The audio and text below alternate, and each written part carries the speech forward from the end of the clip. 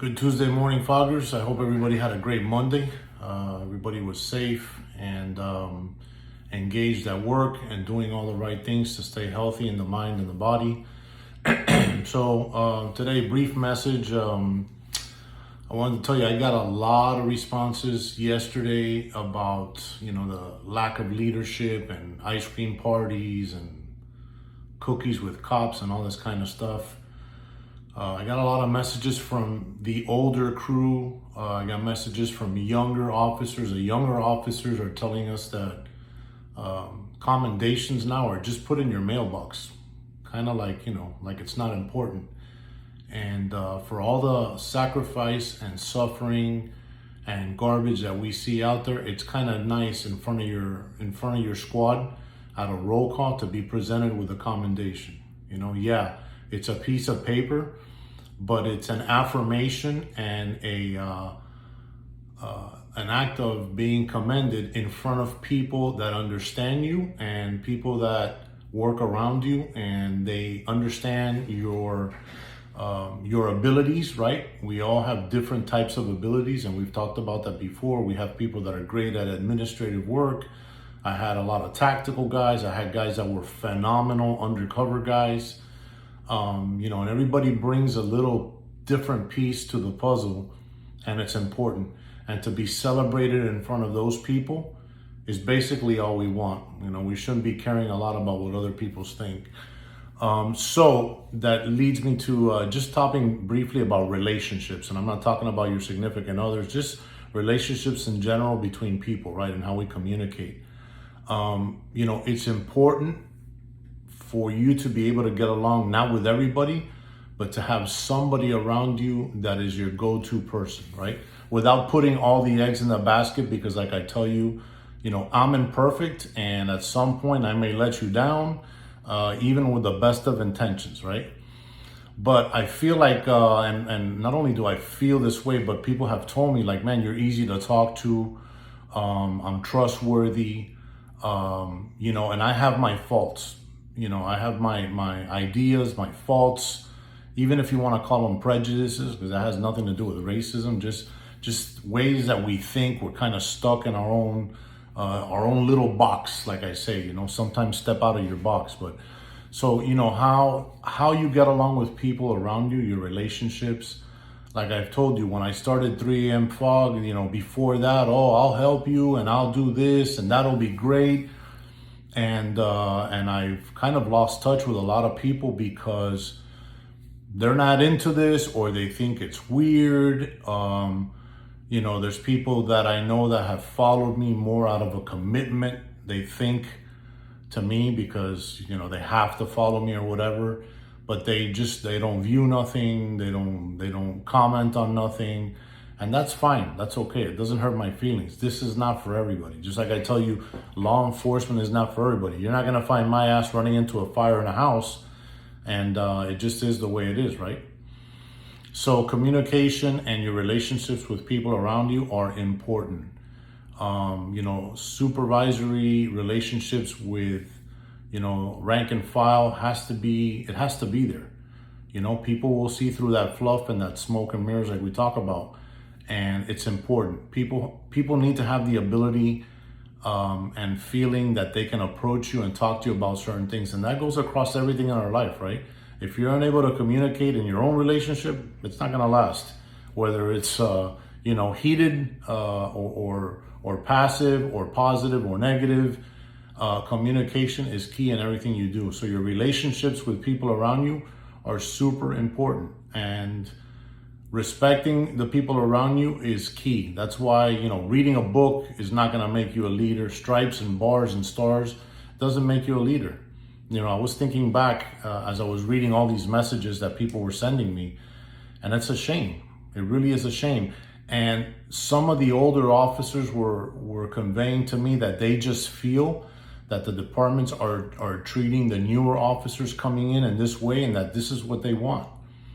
And before filming this podcast today, Team South Florida had sent out another shooting that happened in Jacksonville. And, part of that, and we can't blame the whole thing on leadership, but it's a huge chunk of responsibility. You have some of the sheriffs here in Florida that show great leadership and they have great relationships with their subordinates because they grab the microphone in front of the press and they stand there and they tell you that's not going to be accepted in my department. That behavior towards my officers is not acceptable. That behavior in general is not welcome in my county. Don't bring that shit down to my county because we won't stand for it. And that's important. And the officers are not allowed to talk and they can't talk to the media. You have to go through media relations training and you're going to say exactly what we tell you. And that's great. And I understand that. But, when you're an elected official or you're a supervisor put, by appointment in that position, the face that you give, how you speak and what you say is super important. And that trickles all the way down. You make our job just a little bit easier, okay, on how people interpret us. And I could go on and on about all those things, but I don't want to do that. I just want to stick to our issues of mental health and how all those things affect us. We still have people, and I talk to them all the time, that are drinking. They're in the fight. A lot of people don't like to talk about drugs and pills and stuff because of the drug policy or whatever. And so that's what makes alcohol that much more difficult. If you go to a christening of a newborn baby, alcohol. Gas station, alcohol. Any sporting event from any age, alcohol, right? And, you'll feel good when you're drinking it, and then you feel like shit later.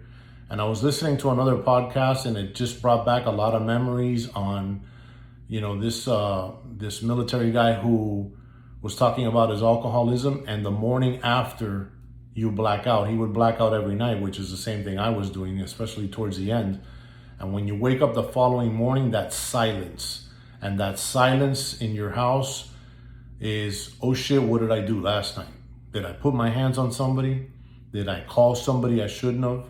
Did I leave? Did I crash the car? Go outside, look, where's the phone? Is it in pieces? So many things. And it's horrible to wake up like that. So, just real quick, there was a brief message today, but just analyze your relationships and who do you have? Do you have a go-to person?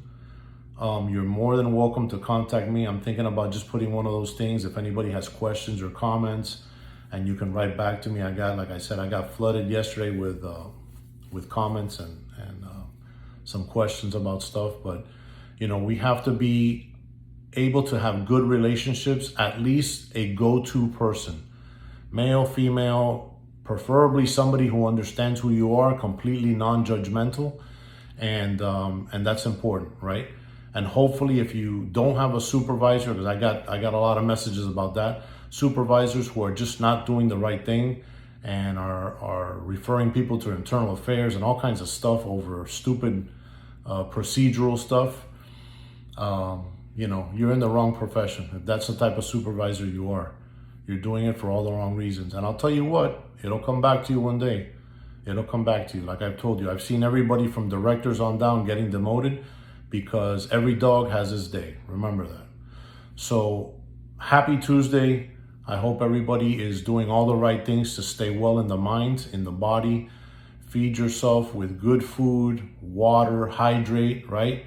Supplements, vitamins, whatever you need to do. Push some weight, go to the park, walk, dip your feet in the water, right? And do what you need to do. In your space, nobody's getting hurt. You're not hurting yourself. Do what you need to do to get by. Doesn't matter what anybody says, they're going to say it anyway, okay? So with that, happy Tuesday. Thank you for your service. For our military staff that are being deployed newly, we're grateful for everything you do for us. And I know that the country seems like it's in shambles. Don't listen to the noise. Thank you for your service because you do keep us free because there's constantly people trying to take us out. Thank you for everything. And if God allows me to, I'll be back here for you tomorrow, okay? Relationships, people, all right? Keep your inner circle small. 3M Fog.